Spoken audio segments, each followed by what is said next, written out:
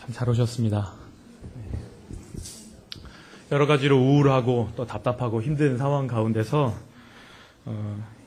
영상 하나를 만나게 되었습니다. 세상을 바꾸는 시간 15분이라는 영상이었는데 혹시 여러분 이 사람을 아십니까? 장애, 거기서부터가 희망이었습니다. 황영택이라는 휠체어 성악가입니다. 자신의 직업을 모르면 휠체어 성악가라고 자신을 소개를 합니다. 이분은 26살 때 포철에서 대형 크레인 기사로 일을 합니다. 다음 슬라이드를 좀 보여주시겠어요? 사고 전의 모습이고요. 그 다음 슬라이드요. 사고 당시 현장입니다. 저렇게 대형 크레인을 운전하면서 파일을 박는데 이 파일이 크레인 쪽으로 넘어져가지고 자신의 두 다리가 잘라지는 느낌을 받고 기절하게 돼서 이제 크레인 사고로 인해서 다리를 쓸 수 없게 된 것입니다. 26살 젊은 나이에 당한 사고, 하반신 불수를 감당하기 어려워서 죽고자 하였으나 병원에서 쪽잠을 자면서 자신을 간호해주는 그 아내, 사실 결혼식도 올리지 않았던 그 아내가 일주일 전에 임신했다는 사실을 듣고 나서 살아야 되겠다. 그 간병해주는 아내의 사랑 때문에 그는 재활을 시작합니다. 다음 슬라이드요. 그 다음 슬라이드요. 휠체어에 앉아서 할 수 있는 일이라고는 테니스를 치기 시작했는데요.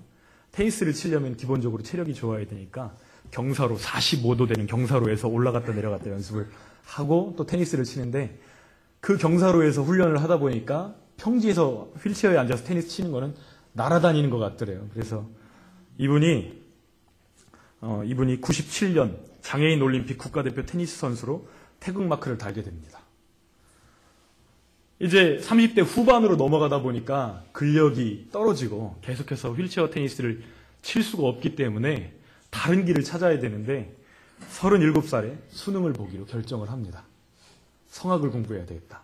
그래서 37살 때 수능을 준비를 하고 2011년에 1집 넌 할 수 있어와 더불어서 그 다음 슬라이드에 병원 공연과 간증 등으로 많은 사람들에게 희망을 주고 있는 영상을 보았습니다. 본인처럼 아파서 다쳐서 희망을 잃어버리고 있는 사람들에게 희망을 노래하고 다시 일어서라고 격려하는 너는 할 수 있다. 넌 할 수 있다. 이렇게 이야기하는 이 황영택 집사님의 이야기를 잠깐 접하면서 제 마음이 얼마나 따뜻했는지 모릅니다. 우리 안엔 늘 두 마음이 있습니다. 다시 시작하고 싶은 마음과 다 때려치우고 포기하고 싶은 마음입니다. 외적인 압력과 내적인 갈등이 우리의 마음을 짓누를 때 우리는 어떻게 포기하고 싶은 순간을 넘어서 당당하게 노래하고 또 희망 없는 세상 속에서도 희망을 노래하며 살아갈 수 있을까요? 하나님은 오늘 로마서 8장을 통해서 우리에게 말씀하십니다. 성령님 안에 거하라. 주님께서는 말씀하시는데요. 우리 본문의 말씀이 1절부터 39절까지 길지만 한 절씩 나누어서 끝까지 읽도록 하겠습니다.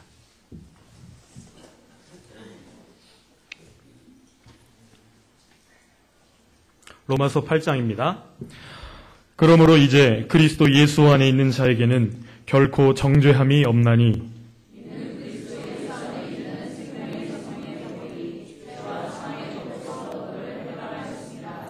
율법이 육신으로 말미암아 연약하여 할 수 없는 그것을 하나님은 하시나니 곧 죄로 말미암아 자기 아들을 죄 있는 육신의 모양으로 보내어 육신의 죄를 정하사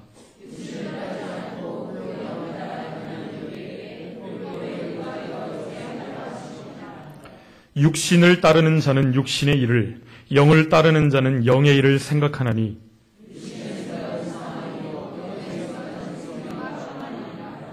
육신의 생각은 하나님과 원수가 되나니 이는 하나님의 법에 굴복하지 아니할 뿐 아니라 할 수도 없음이라. 만일 너희 속에 하나님의 영이 거하시면 너희가 육신에 있지 아니하고 영에 있나니 누구든지 그리스도의 영이 없으면 그리스도의 사람이 아니라.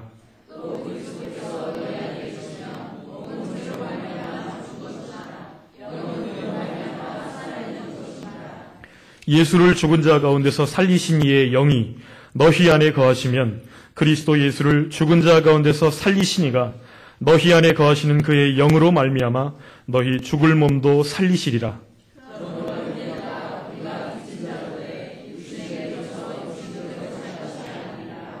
너희가 육신대로 살면 반드시 죽을 것이로되 영으로서 몸의 행실을 죽이면 살리니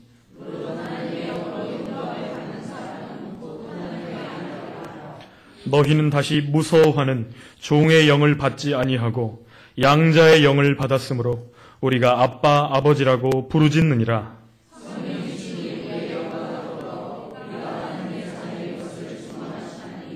자녀이면 또한 상속자 곧 하나님의 상속자요 그리스도와 함께한 상속자니 우리가 그와 함께 영광을 받기 위하여 고난도 함께 받아야 할 것이니라.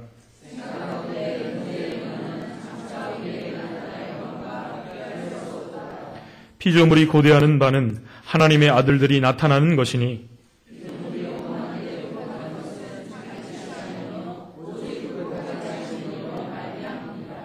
그 바라는 것은 피조물도 썩어짐의 종 노릇한 데서 해방되어 하나님의 자녀들의 영광의 자유에 이르는 것이니라.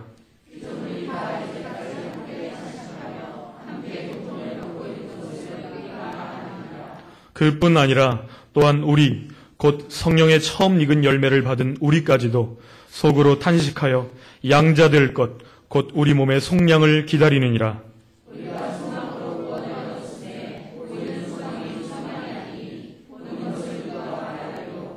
만일 우리가 보지 못하는 것을 바라면 참음으로 기다릴지니라.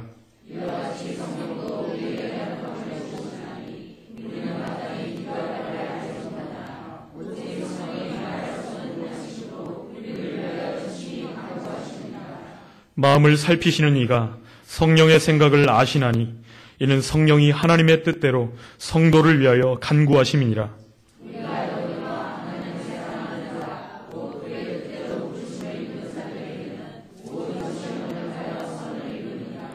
하나님이 미리 아신 자들을 또한 그 아들의 형상을 본받게 하기 위하여 미리 정하셨으니 이는 그로 많은 형제 중에서 맏아들이 되게 하려 하심이니라.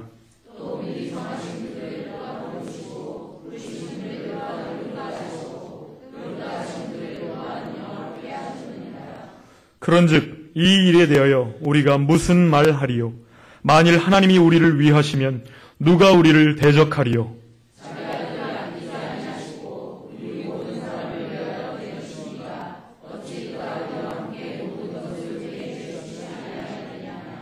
누가 능히 하나님께서 택하신 자들을 고발하리요? 의롭다 하신 이는 하나님이시니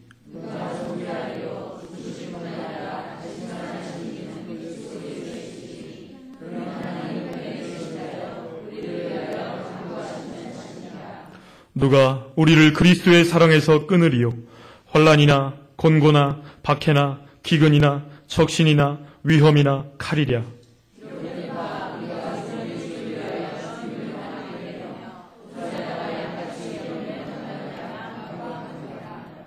그러나 이 모든 일에 우리를 사랑하시는 이로 말미암아 우리가 넉넉히 이기느니라.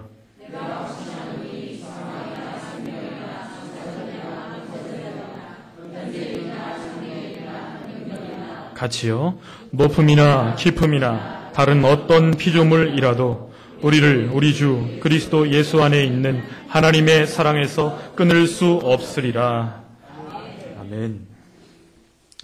로마서 8장의 말씀을 통하여 주님은 우리에게 성령님 안에 거하라고 말씀하십니다. 저는 고등학교 때부터 힘이 들 때마다 로마서 8장을 읽는 습관이 있었습니다. 성경의 다이아몬드 반지라는 별명을 가지고 있는 로마서, 그 중에서도 다이아몬드에 해당한다는 별명을 가진 8장을 우리가 함께 읽었습니다. 너무 귀하기 때문에 길지만 함께 끝까지 읽었습니다. 본문에 가장 많이 반복되는 단어는 영이라는 단어입니다. 생명의 성령, 하나님의 영, 그리스도의 영, 양자의 영, 성령으로 표현된 이 영은 삼위 하나님이신 성령님을 의미합니다. 새로운 삶의 가능성을 열어주시는 주인공은 사람이 아니라 바로 성령 하나님이신 것이죠. 1절에는 정죄함이 없는 삶, 이것을 이야기하고요. 39절 마지막 절에는 하나님의 사랑에서 끊을 수 없는 삶을 이야기합니다. 그러니까 정죄함이 없는 삶으로 시작해서 하나님의 사랑이 끊어지지 않는 이 놀라운 기쁨, 이 놀라운 은혜를 누리기를 원한다면 그 유일한 변수이신 성령님 안에 거하라고 말씀하고 계시는 것입니다. 오직 성령님 안에서만 새로운 삶이 가능하다는 것을 우리는 7장 8장 그리고 9장의 문맥을 통해서 확인해 볼 수가 있습니다. 7장의 메시지는 율법은 선하지만 무능하다는 것이 바로 그 내용입니다. 율법은 거울과 같아서 우리가 짓는 죄를 들여다볼 수 있도록 우리를 비춰줍니다. 그러나 율법이 구원에 있어서는 무능한 이유는 약하며 유혹에 쉽게 무너진 우리의 육신으로는 율법을 지킬 수 있는 능력이 없기 때문입니다.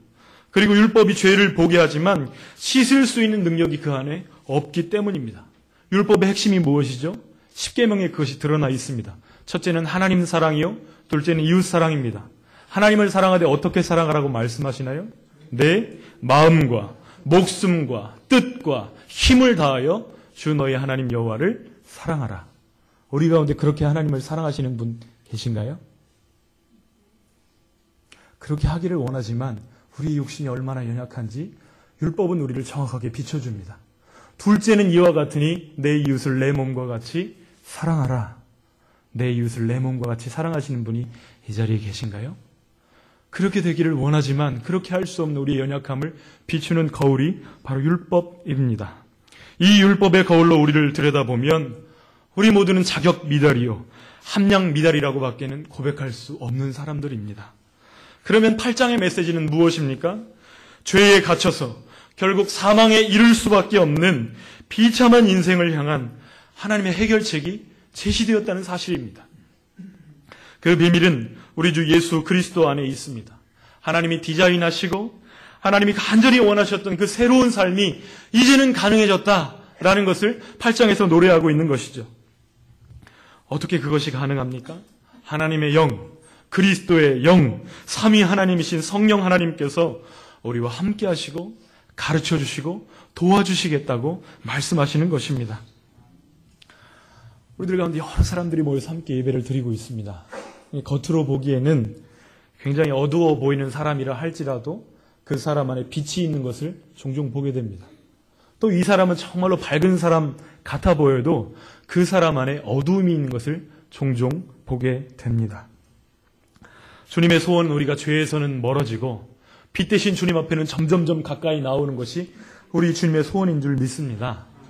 제가 총신대학교 학부에 다닐 때 내적 치유에 관심이 있어서 영적 지도자 훈련원이라는 과정을 통해서 1년 동안 내적 치유를 공부할 기회를 얻었습니다.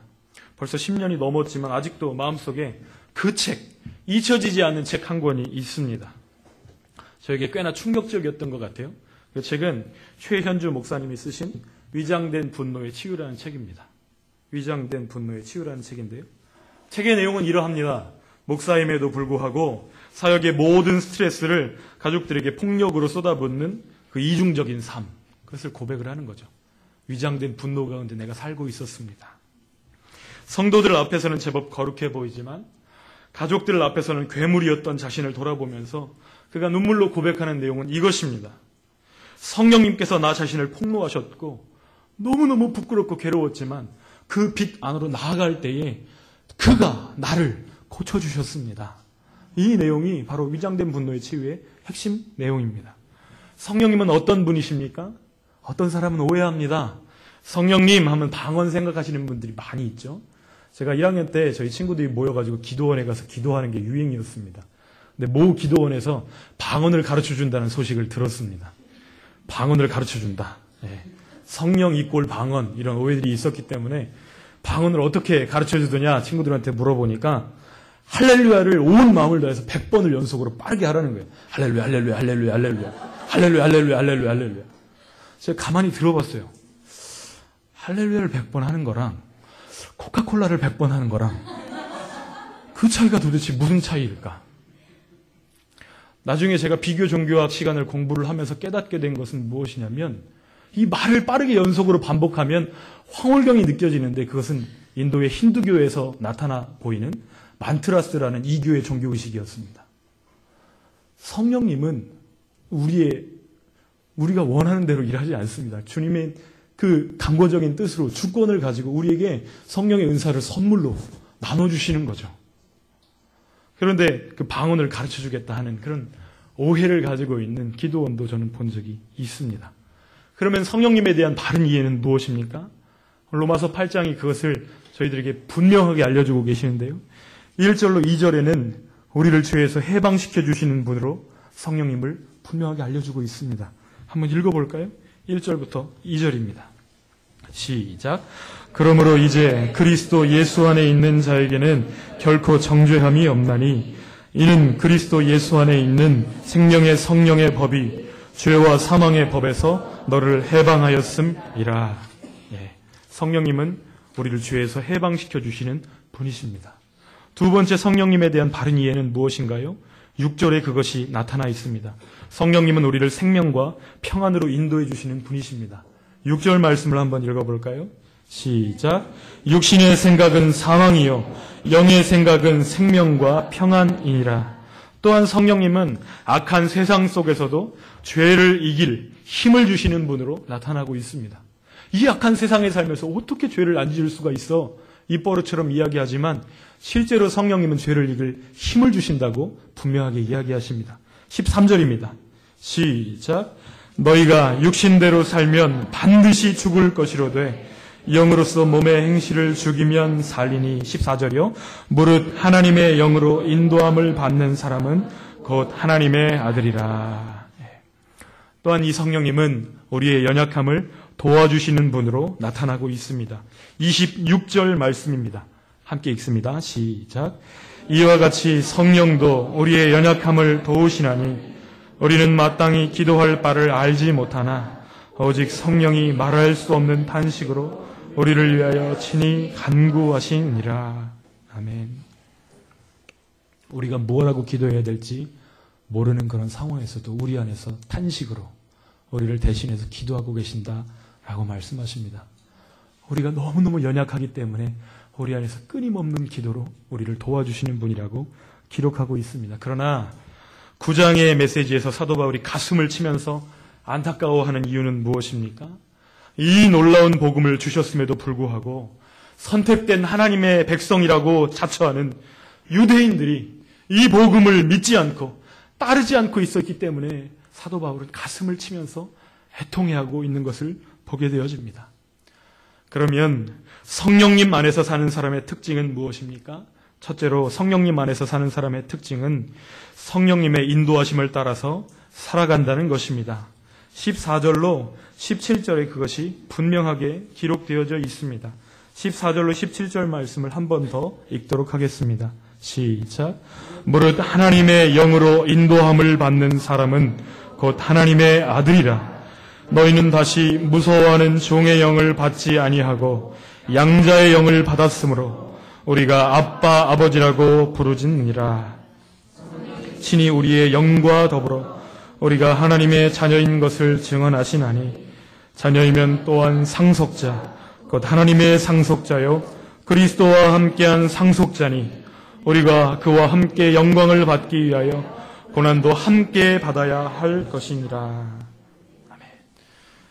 성령 안에 사는 사람의 특징은 성령님의 인도를 받는다고 분명하게 말씀하십니다.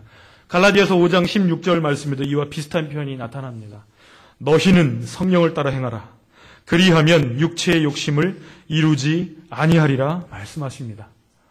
죄 많은 이 땅 가운데 살아가지만 하나님의 뜻을 행하고 순종할 수 있는 능력을 주시겠다고 분명히 말씀하시는 것입니다.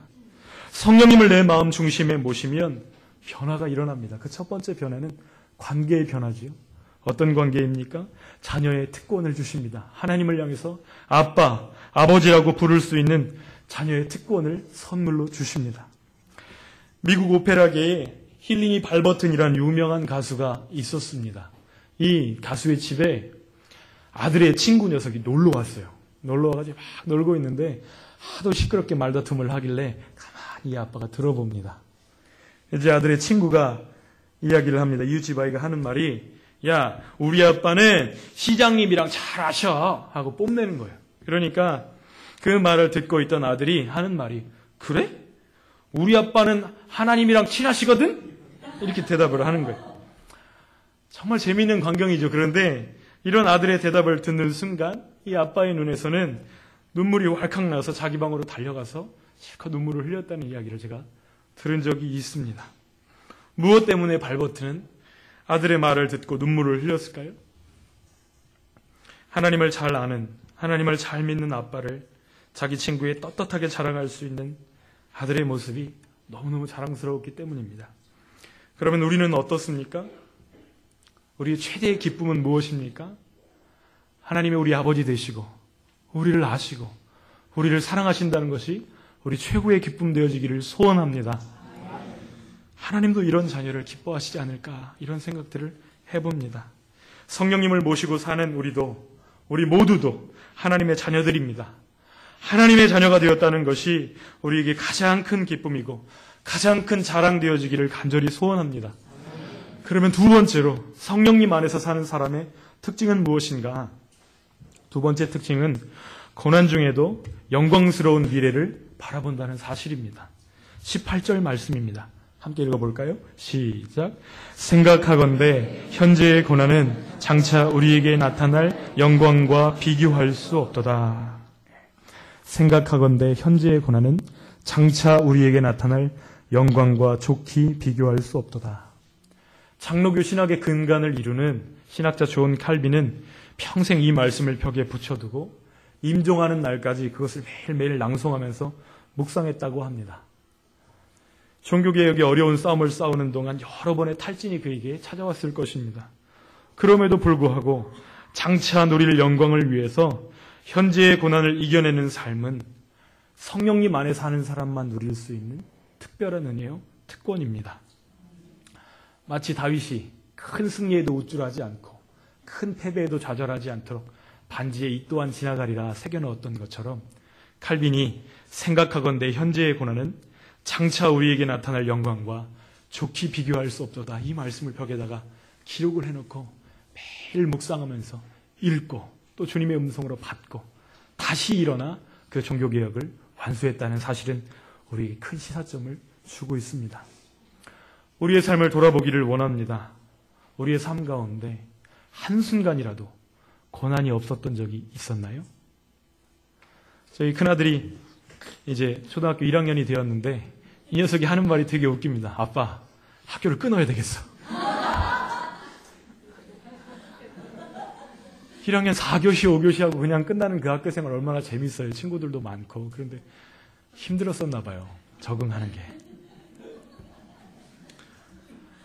고난은 늘 있었습니다. 어린 아이들에게도 있고 어른들에게도 있고 우리에게서 고난이 떠난 적은 한 번도 없습니다. 그렇다면 문제는 무엇인가요? 고난 중에도 소망의 미래를 내다보게 하시는 성령의 충만함이 없는 것이 진짜 문제 아닌가요? 한 가지 이야기로 말씀을 마무리하고자 합니다. 아름다운 가정을 이루고 살던 어네스트 터틀이라는 사람이 있었습니다. 그런데 행복하게 잘 지내던 가운데 그의 아내가 중병에 걸리고 이 병으로 인해서 세상을 떠나게 됩니다. 아내를 잃은 어네스트는 모든 것을 잃은 사람처럼, 삶의 모든 것을 잃어버린 사람처럼, 목류병 환자처럼 방황하면서 돌아다니는 것이죠. 오랫동안 방황합니다. 어느 날 아침에 해가 떠오르는 장면을 보면서 내가 이렇게 살면 안 되지. 갑자기 깨달은 게 있었나 봐요. 그래서 떠오르는 해를 보면서 정신을 차리게 되는데 주위를 둘러보니까 자신은 강가에 서 있고 이제 아내에 대한 슬픔을 가라앉히고 다시 일어서리라 이제 결심을 하고 있는데 그가 그런 결심을 하면서 뒤로 딱 돌아섰을 때에 깜짝 놀라게 되었습니다. 왜냐하면 그 터틀 바로 뒤에는 그의 노년의 아버지가 서 계셨기 때문입니다. 아버지는 아내를 잃은 아들을 위로할 길이 없어서 그저 아들이 가는 대로 묵묵히 따라가는 거죠. 목류병 환자처럼 막 방황하면서 뛰어다니니까 그 아들의 뒤로 계속해서 따라다니는 거예요.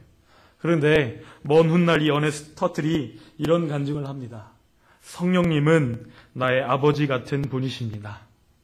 성령님은 나의 아버지 같은 분이십니다. 방황하고 길을 잃고 무엇을 붙잡아야 될지 전혀 갈피를 못 잡고 흔들리고 있을 때 바로 내 뒤에서 서 계시는 그 아버지 같은 분이 바로 성령님이십니다. 아들을 향한 안타까운 사랑의 마음을 가진 이 아버지처럼 성령님은 우리와 늘 함께 하십니다. 그리고 우리를 떠나지 아니하십니다. 우리가 힘들고 어려울 때에도 말할 수 없는 탄식으로 우리를 위해서 기도하십니다. 우리가 말씀을 읽을 때 깨닫도록 도와주십니다. 여러분, 이 성령님을 알고 계십니까? 그렇다면 육신을 따라 살지 않고 성령님의 인도 가운데 사는 우리들이 되기를 간절히 소원합니다. 고난 중에도 하나님의 약속을 붙잡고 영광스러운 미래를 향해서 다시 일어서는 우리들이 되어지기를 소원합니다. 더 나아가서 터틀의 아버지처럼 하나님을 보여주는 부모 세대가 되어지기를 간절히 소원합니다. 우리 한번 이 말씀을 붙잡고 합심해서 기도했으면 좋겠습니다. 주님, 성령 안에 살게 하여 주시옵소서. 성령님 안에 살게 하여 주시옵소서. 다른 것을 붙잡지 않게 하여 주시옵소서. 주님, 우리를 그 성령님으로 충만하게 채워주시옵소서. 우리 함께 기도했으면 좋겠습니다. 기도하겠습니다. 사랑하시는 하나님 아버지, 이 시간 주님 앞에 나아갑니다. 하나님 아버지, 우리의 마음, 우리의 생각 어느 것 하나 아버지 붙잡을 것이 없습니다. 하나님 아버지, 그렇지만 연약한 우리의 마음, 우리의 걸음, 우리의 생각 주께서 붙드시면 주님의 영광을 위해서 다시 한번 일어날 수 있는 것을 고백합니다. 하나님 아버지, 저희들을 붙잡아 주시고 성령으로 충만하게 하여 주시옵소서. 주님의 성령으로 저희들을 충만하게 하여 주시옵소서. 하나님 아버지, 고난 가운데도 노래할 수 있고 절망 가운데 신앙의 노래를 부를 수 있는 진짜 이유, 주님의 성령 하나님이십니다. 하나님 아버지, 그 안에 거할 수 있도록 인도하여 주시옵소서. 그 안에서 노래할 수 있도록 인도하여 주시옵소서. 주님을 사랑하고 주님을 의지하고 주님 안에 거하기를 소원합니다. 주님을 사랑하고 주님이 내 삶의 전부 되시기를 원한다는 고백이 우리 입술의 고백이 되어지기를 원합니다. 우리 삶의 고백이 되어지기를 간절히 소원합니다. 하나님 아버지, 인도하여 주시옵소서. 육신을 따라 살지 않도록, 하나님 육신을 따라 살지 않도록, 하나님 아버지 성령을 따라 살지 않도록, 성령 하나님 우리 마음과 생각과 악목과 아버지 하나님의 판단과 가치관을 주님이 새롭게 하여 주시옵소서. 주님을 사랑합니다. 주님, 너희들을 새롭게 하여 주시옵소서. 세상 가운데 살다가 세상을 본받지 않고 하나님을 선하시고 하나님을 기뻐하시고 하나님의 온전하신 뜻이 무엇인지 분별할 수 있도록 성령 하나님 저희들을 붙잡아 주시옵소서. 오늘로 기도합니다. 그 간절한 가운데는 주님의 이 약속을 붙잡기만 하면 다시 일어날 수 있는 것을 고백합니다. 하나님 아버지, 성령으로 함께하여 주시옵소서.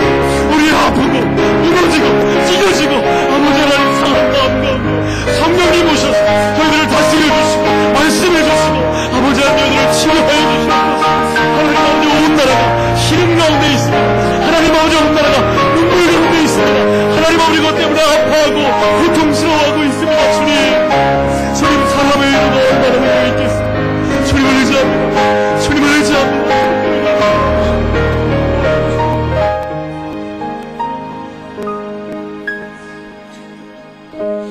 사랑이 많으신 하나님 아버지, 우리에게 성령 하나님을 보내주실 때에는 약속하신 주님의 능력의 영으로 우리를 붙드셔서 주님이 행하셨던 일보다 더 큰 일과 사명을 행하라고 주님이 우리 삶 가운데 찾아오신 것을 믿습니다.